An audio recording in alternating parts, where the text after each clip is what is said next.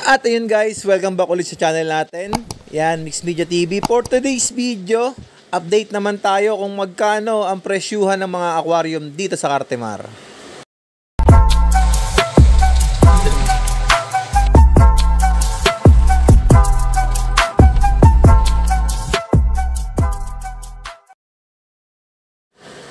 At ayun guys, so bali dito sa paglilibot natin sa Cartimar nung nagtingin tayo ng isda ng mga nakaraan.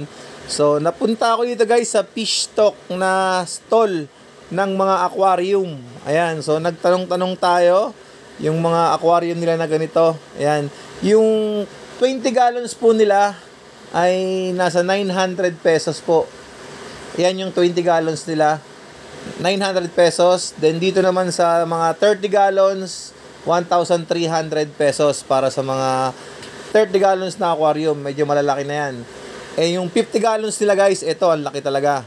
1,600 po ang pricing. Yan. 1/4 po yung size ng salamin, yung kapal.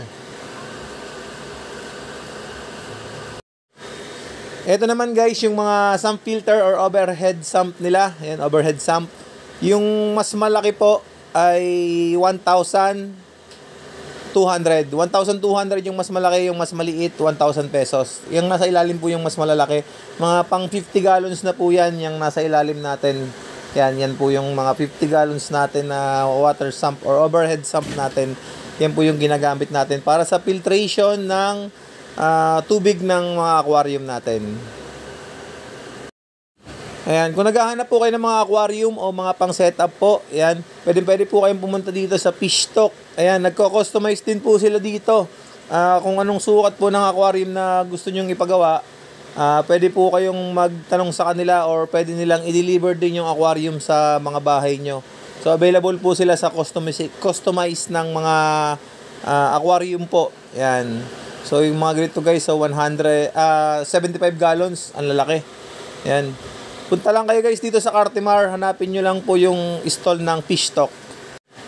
Ayan, meron din po silang mga patungan na o yung pwede pa patungan ng mga aquarium kung dalawang layer ang gusto. Ayan po, ayan, may mga available po sila dyan.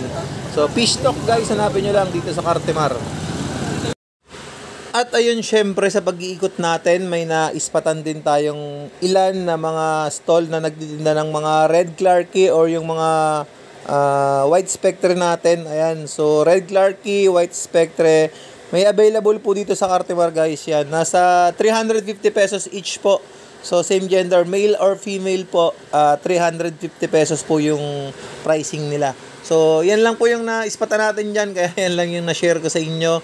So pinakita ko lang din, kung gusto nyo magpunta ng Cartimar, makakabiling kayo ng crayfish, pero wala po silang arc dito, yung tinatawag nating Australian red claw. So yun guys, hanggang dito na lang po yung video natin. So kung bago ka lang sa channel natin, yan, pakisubscribe nyo na po yung channel natin. And i-click nyo na rin yung notification bell icon para na-update ko kayo tuwing gagawa ko ng mga video. So yun guys, maraming salamat sa pagtutok at pagtambay. And happy crayfish farming po sa lahat.